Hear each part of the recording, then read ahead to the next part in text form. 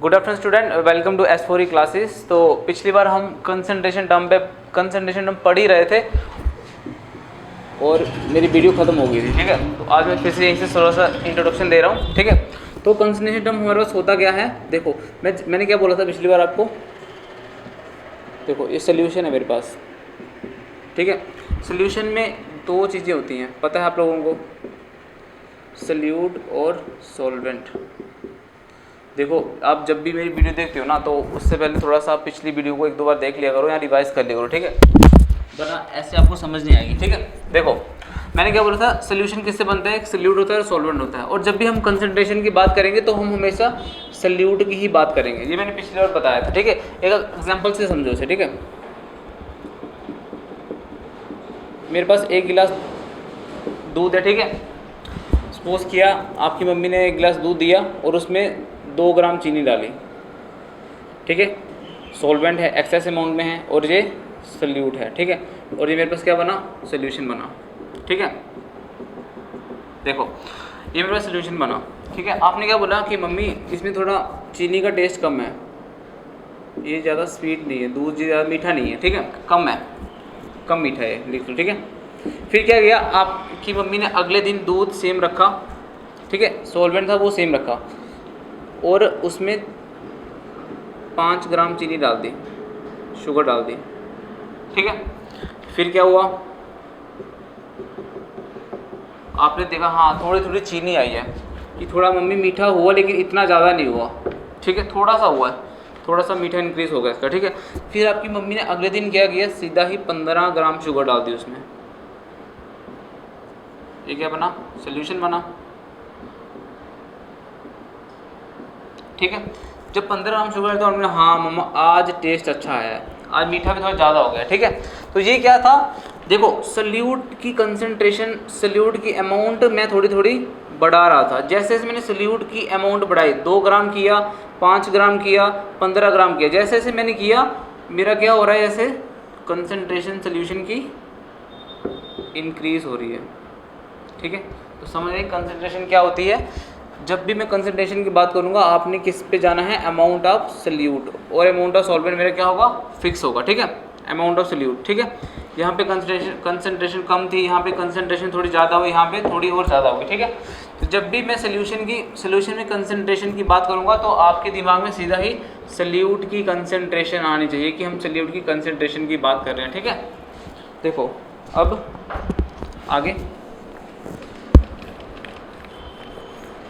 देखो, केमिस्ट्री में कोई भी होता है ना, कोई भी एसिड, कोई भी हम सोल्यूशन बनाते हैं ना, तो उसमें ना हम यूनिट लगाते हैं। ऐसे 5 नॉर्मल का सोल्यूशन है मेरे पास, जैसे मैंने बोल दिया HCl है वो 5 नॉर्मल है, H2SO4 है वो मेरे पास 0.1 मोलर है, कुछ भी। ठीक है, तो हम जो ये यूनिट लगाते हैं ना, जैसे आप कोई भी चीनी लेने जाते हो तो 1 किलो चीनी लेते हो, डजन में केले लेते हो, तो ऐसे ही केमिस्ट्री में जब हम सोल्यूशन बनाते हैं तो उसको यूनिट हम नॉर्मल, मोलर। ठीक है, ये क्यों आते हैं अब इनके ऊपर जाएंगे बारी बारी। ठीक है, देखो तो मैंने पिछली बार तुम्हें बताया था थोड़ा सा कंसंट्रेशन टर्म के बारे में। सबसे पहले वाला कौन सा बताया था मैंने आपको, परसेंटेज मास बाय मास, या फिर percentage weight by weight.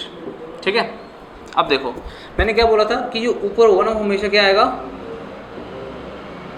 Mass of solute upon mass of solution into 100। ठीक है, क्या मतलब कि मेरा कितना मास ऑफ सोल्यूट प्रेजेंट है 100 ml ऑफ सोल्यूशन में। ठीक है, एक से एग्जांपल देखो आप। ठीक है, मैंने आपको बोला कि मेरे पास 12 ग्राम ग्लूकोज है। ठीक है, कितने में, 100 ग्राम सोल्यूशन में। ठीक है, तो मैंने आपको बोला इसका मेरे को परसेंटेज वेट बाय वेट निकाल के दो। ठीक है, तो इसको आप कैसे निकालोगे, सीधा मैंने क्या बोला था, मास ऑफ सोल्यूट कितना है आपके पास, 12 ग्राम है, 12 into divide by mass of solution कितना है, 100 है, इंटू 100 कितना आ गया, 12%। ठीक है, तो इस सोल्यूशन की कंसंट्रेशन कितनी है, 12%। ठीक है, जहाँ तक पता लग गया। और ये हमारे सोल्यूट की कंसंट्रेशन है 12%, और सॉल्वेंट की कंसंट्रेशन कितनी रहेगी, 88%। सॉल्वेंट। ठीक है, ये था मेरा पहला कंसंट्रेशन टर्म। ठीक है, अब देखो आगे मैं सीधे फॉर्मूले लिखूंगा, न्यूमेरिकल आपको अगले लेक्चर में करवाऊंगा। ठीक है, देखो सिमिलरली इसके साथ एक टर्म होती है मास बाय वॉल्यूम परसेंट। ठीक है, इसका क्या फॉर्मूला होता है, देखो मास ऑफ, इससे पहले ना आप एक चीज याद रखो, देखो कहीं भी ना आपको वॉल्यूम टर्म दिखाई देना, वॉल्यूम टर्म कहीं भी किसी भी फॉर्मूले में, ठीक है, तो वो क्या होगी, टेम्परेचर डिपेंडेंट। ठीक है, और कहीं भी मास टर्म होगी तो वो क्या होगी, टेम्परेचर इंडिपेंडेंट। देखो वॉल्यूम टर्म कहीं भी दिखाएगी, एग्जांपल देखो हम लोग क्या होता है, एक गिलास मैंने पानी लिया, ठीक है, उसे मैंने धूप में रख दिया और 1 घंटे बाद मैं वापस आया आफ्टर 1 आवर। ठीक है, 1 घंटे में वापस आया तो उस देखो इसमें मैंने लिया था 10 ml वाटर, 1 घंटे में मैं वापस आया तो इसमें कितना रह गया था, 2 ml, या तो गिलास ही खाली होगा या तो बिल्कुल ही 2 या 3 ml पानी रह गया होगा। ठीक है, तो देखो जो मेरा वॉल्यूम था ना ये टेम्परेचर पे डिपेंड था, धूप के कारण टेम्परेचर लगा तो मेरा वॉल्यूम क्या हो गया, चेंज हो गया। ठीक है, अगर मैं बात करूँ मास की, ठीक है, मैं जाऊँगा धूप में 1 घंटा खड़ा हो जाऊँगा, ठीक है, ऐसे तो गर्मी तो लगेगी, पसीना निकलेगा, लेकिन मेरा जो वेट होगा ना, सपोज कि मेरा वेट अभी 40 इतना है नहीं, ऐसे लगा लो 59 है, ठीक है, इतना भी नहीं कमी होगा, तो 59 है मेरा वेट अभी। ठीक है, तो मैं 1 घंटे धूप में बैठा आफ्टर 1 आवर, तो क्या हुआ, वो 59 का 59 रहा। ठीक है, तो क्या मैं मास के साथ टेम्परेचर चेंज नहीं होता, लेकिन वॉल्यूम जो है वो हमारा टेम्परेचर के साथ चेंज होता है। ठीक है, जो मैं चीज़ें दिखा रहा हूँ ना इसे ना आप अच्छे से लिख लेना, ठीक है, अपनी वर्डिंग में भूलने नहीं है। ठीक है, इसलिए देखो अब मैंने पहले देखो मैंने क्या बोला था, जहाँ आपको वॉल्यूम टर्म दिखाई थी, मैंने आपको सबसे पहले क्या पढ़ाया था अभी, वेट बाय वेट परसेंटेज, यानी जहाँ बोल सकते हैं मास बाय मास परसेंटेज। ठीक है, तो अब वो आपको कोई पूछे कि मास बाय मास परसेंटेज जो है वो वॉल्यूम इंडिपेंडेंट है कि टेम्परेचर, वॉल्यूम टेम्परेचर डिपेंडेंट है कि टेम्परेचर इंडिपेंडेंट है। ठीक है, तो मैंने क्या बोला था, यहाँ पे मास आया है। ठीक है, देखो मास टर्म क्या होगा, वो टेम्परेचर पे, यानी वेट बाय वेट हमारा क्या है, टेम्परेचर इंडिपेंडेंट है। ठीक है, अगर यहाँ पे वॉल्यूम आया तो क्या हुआ था, टेम्परेचर डिपेंडेंट हुआ था। ठीक है, अब देखो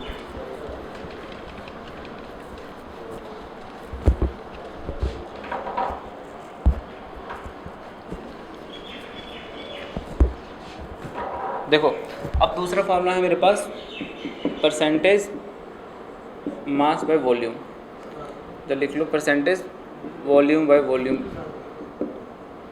ठीक है, देखो इसमें क्या होगा, मैंने क्या बोला था, ऊपर हमेशा क्या होगा, volume of solute upon volume of solution, ठीक है, इनटू 100, ये इसका फॉर्मूला होगा। ठीक है, मैं इसका न्यूमेरिकल कराऊंगा आपको, लेकिन बहुत इजी है, अगले लेक्चर में कराता हूँ। ठीक है, आपको बस ना कभी भी पूछ लेना एग्जाम में कि वॉल्यूम है, वॉल्यूम परसेंटेज निकालो, तो आपने सीधा ऊपर लिख देना है सॉल्यूट का अपॉन सॉल्यूशन का इनटू 100। ठीक है, तो वॉल्यूम बाय वॉल्यूम परसेंटेज मेरे पास टेम्परेचर डिपेंडेंट है कि इंडिपेंडेंट है, यहाँ पे वॉल्यूम का फैक्टर आया ना, तो इसलिए ये क्या होगा हमारे पास, टेम्परेचर डिपेंडेंट होगा।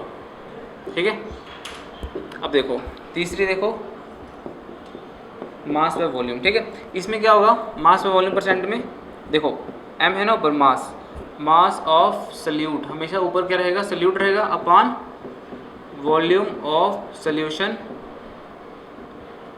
इन वॉल्यूम ऑफ सॉल्यूशन, देखो इनटू 100। एक चीज़ याद रखना, आपके पास मास ऑफ सॉल्यूट होगा ना वो हमेशा ग्राम में होगा, मास ग्राम में होता है, और ये या तो लीटर में होगा या तो मिलीलीटर में होगा। ठीक है, इसका formula mass by volume percentage क्या होगा, mass of solute upon volume of solution in litre, या ठीक है, इनटू 100। ठीक है, तो ये जो मेरे पास है यहाँ पे मास ऊपर है ना, मास का यूनिट आ गया। ठीक है, तो ये मेरे पास क्या है, टेम्परेचर, लेकिन नीचे वॉल्यूम भी है, जहाँ कहीं मैंने बोला थोड़ा सा भी वॉल्यूम आ जाए तो वो क्या होगा आपका, टेम्परेचर डिपेंडेंट होगा। ठीक है, तो ये थे हमारे 3 पैरामीटर। ठीक है। अब चौथा पैरामीटर देखो, आपको इन फॉर्मूलों को लर्न कर लेना अच्छे से, पेपर में कुछ भी पूछने तो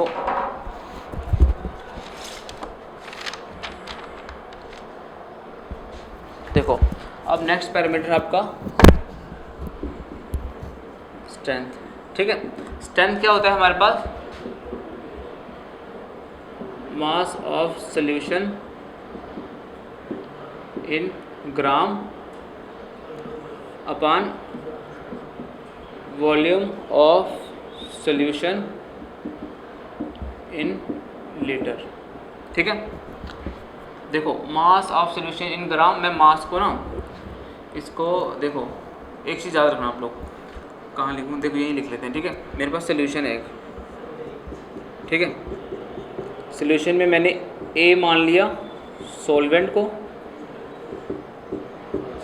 और बी मान लिया सोल्यूट को, ठीक है।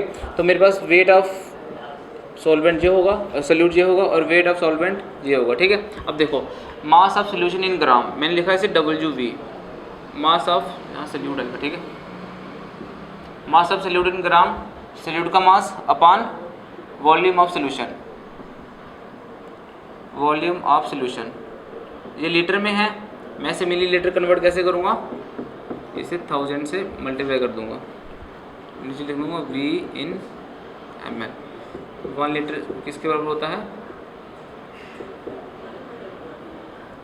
वहाँ स्पेस कम है, 1 लीटर इक्वल टू 1000 मिलीलीटर, ठीक है। तो आपको ये फार्मूला याद रखना है स्ट्रेंथ का, इसको हम S से डिनोट करते हैं, ठीक है।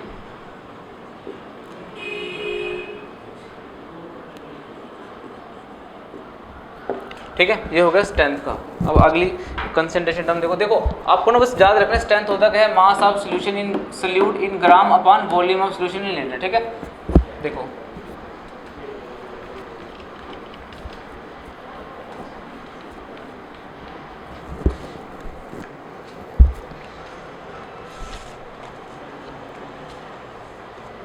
देखो अब मैं बात करता हूँ मोल फ्रैक्शन की, ठीक है। मोल फ्रैक्शन, देखो मोल फ्रैक्शन क्या होता है, number of moles of one component upon total component of solution,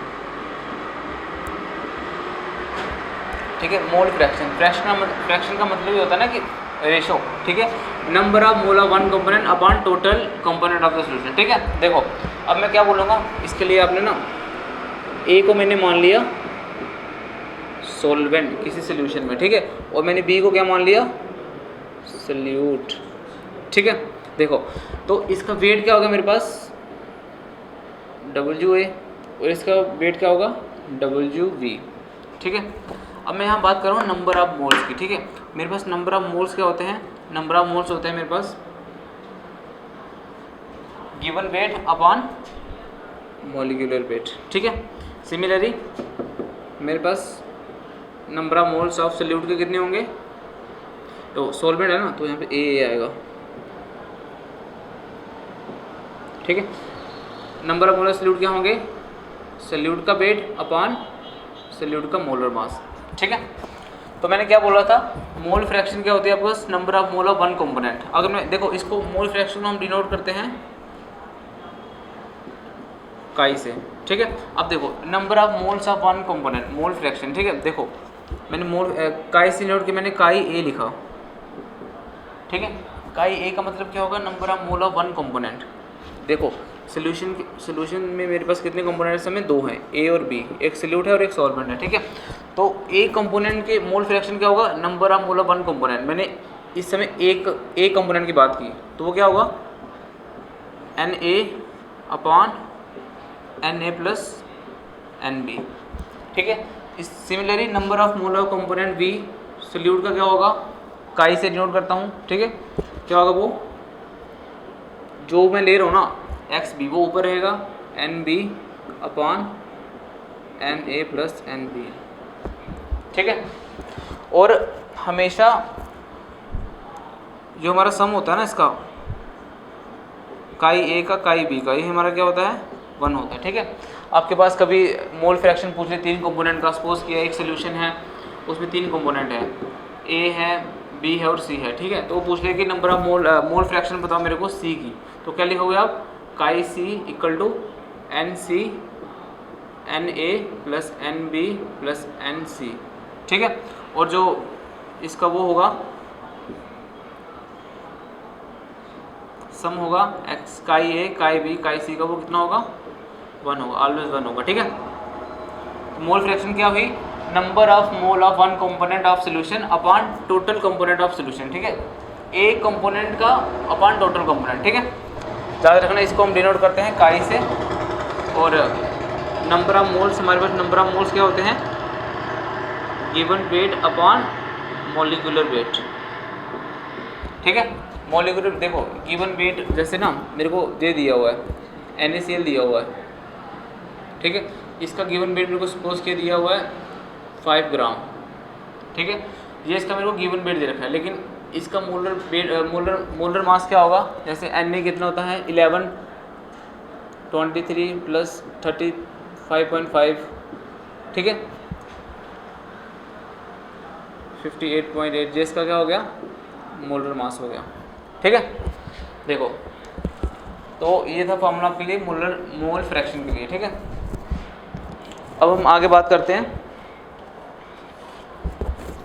parts पर मिले। देखो लेकिन जो हमारा मोल फ्रैक्शन होता है ना, ये हमारे पास क्या होता है, डायमेंशनलेस होता है।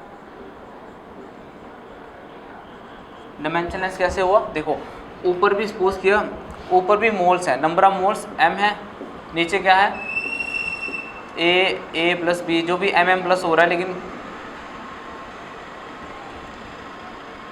ऊपर भी देखो number of moles of one component वो मोल्स में रहेगा, नीचे टोटल कंपोनेंट ऑफ सॉल्यूशन वो भी मोल में रहेगा। तो ये कुछ भी नहीं है, इसका ये कैंसिल हो जाएगा, तो ये कैसा है हमारे पास डायमेंशनलेस है। ठीक है, आंसर आ जाएगा, सपोज किया ऊपर m आया नीचे 2m आया, mm कैंसिल हो जाएगा, आपके पास क्या आंसर आएगा 1/2, यानी ये क्या होगा डायमेंशनलेस। मोल फ्रैक्शन में से क्या होगा डायमेंशनलेस होगा। ठीक है,